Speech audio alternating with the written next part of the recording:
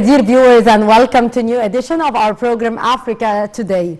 In today's edition, we are going to tackle the latest developments in Libya. After that, Foreign Minister Sameh Shoukry confirmed Egypt's coordination with its partner to maintain the security and stability in Libya.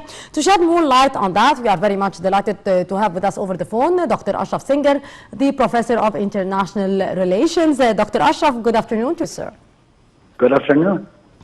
Dr. Ashraf, Foreign Minister Sameh Shoukry confirmed Egypt's coordination with its partner to maintain security and stability in Libya. What's your take on that, Dr. Ashraf? This is very strong remark from the Minister of Affairs that Egypt wants it is a policy goal to keep Libya in a very good shape and achieve the most important goal to integrate Libya in front of the international arena and stop all kind of hostile actions comes from outside. And it's very important to bring all parts in Libya to sit together and try to find a path towards peace in Libya. And I think France and most of the European countries really share the same view of Egypt about Libya. Dr. Ashraf, Foreign Minister Shoukry said that Egypt had exerted actually great efforts in coordination with its partners for a ceasefire to be implemented in Libya to preserve the capabilities and the wealth of the Libyan people, stressing that Egypt will continue to do so. Can you tell us more about Egypt's effort to maintain the stability in Libya and how that, from your point of view, could be achieved? Egypt opened its arms to with all parts in Egypt, in Libya, I'm sorry, if they have kind of disagree over some issues. Yes. And I think Egypt, the way to influence in Libya situation, Egypt does not like to impose its preferences without it kind of from all parts in Libya. Egypt open the lands they have about Libya. So come to Cairo and meet President Sisi, the Minister of Foreign Affairs, and Egypt doesn't hesitate to give all the support in terms of diplomatic or military, just military, assistance, just to keep Libya stable without any intervene in Libya, without their acceptance. And I think this is a very good approach from Egypt to keep in touch with Libya politicians and open the international community to share with Egypt the same preference in terms of achieving the stability in Libya. Yes. Sir, actually Egypt is adopting a strategy of opening up to all the Libyan parties supporting a political solution as actually part of its effort to support diffusing the crisis in the neighboring country. How do you see that? I think, if we, check, the events or read the events, since, the collapse of Muammar Gaddafi regime, Egypt never ever pushed, Libya for kind of a certain decision without their agreement. And Egypt actually expressed that,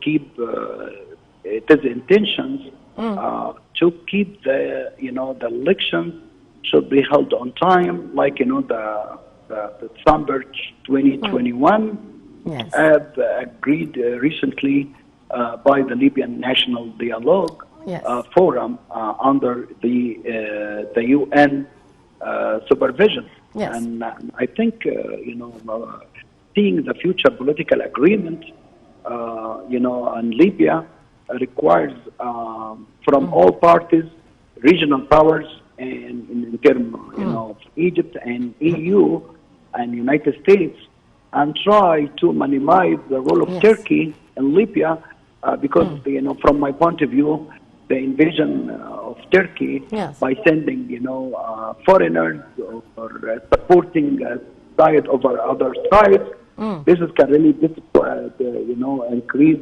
that degree of disability, disability in Libya.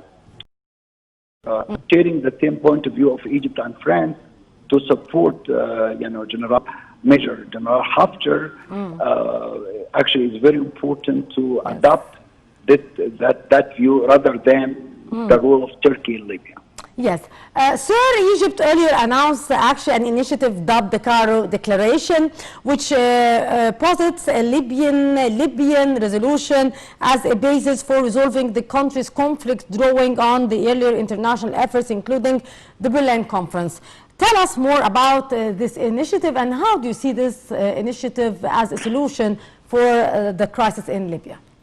Actually, the ceasefire initiative by Egypt and that declaration by Cairo Conference, where Egypt actually stopped by all the diplomatic means the violence and violations of international law, and bring all the parties to Cairo and take that kind of agreement of Cairo dialogue as a base of any initiative for future.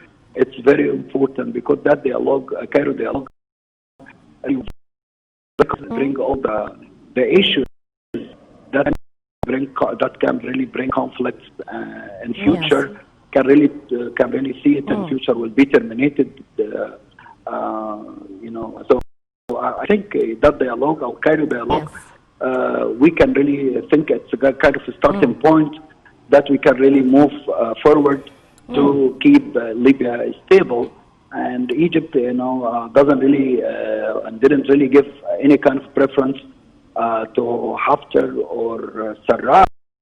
The most important that we need to bring Haftar and Sarraj together, and this is the most important for Egypt, that we need to see Libya very stable, and this is kind of the role of Egypt through the history, to look to its neighbor from its eye and its heart, to keep these guys, peace and calm. And it's very important for any Arab countries around or neighboring Egypt.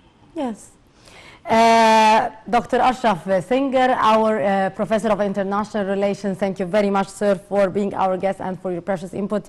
And moving on with our program, where Foreign Minister Sameh Shoukry confirmed Egypt's coordination with its partners to maintain security and stability in Libya.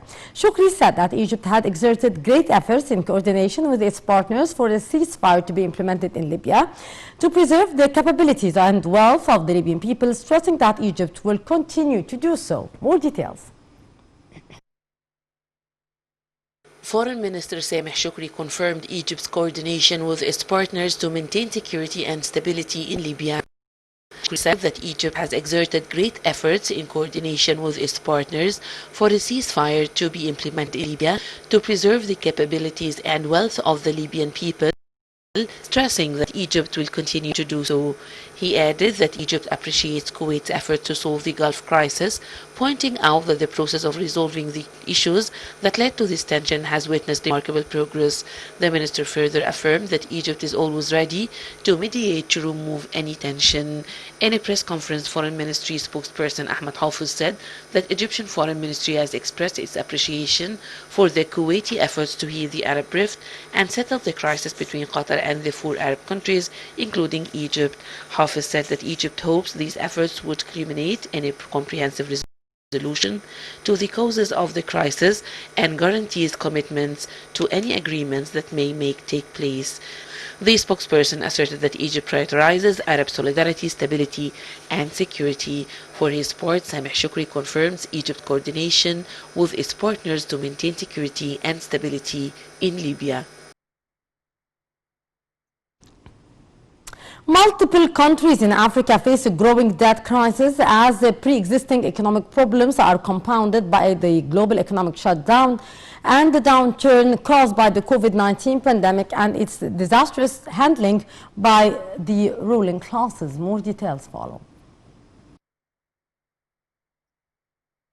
UNHCR, the United Nations Refugee Agency working with the local authorities, has now registered nearly 50,000 Ethiopian refugees who have crossed into eastern Sudan, with some reporting having to evade armed groups to reach safety. Since the 6th of December, the number of refugees escaping ongoing conflict in the northern Tigray region have been trending downward to under 500 per day. The recent groups coming from areas deeper inside Tigray are arriving weak and exhausted, some reporting they spent 2 weeks on the run inside Ethiopia as they made their way to the border.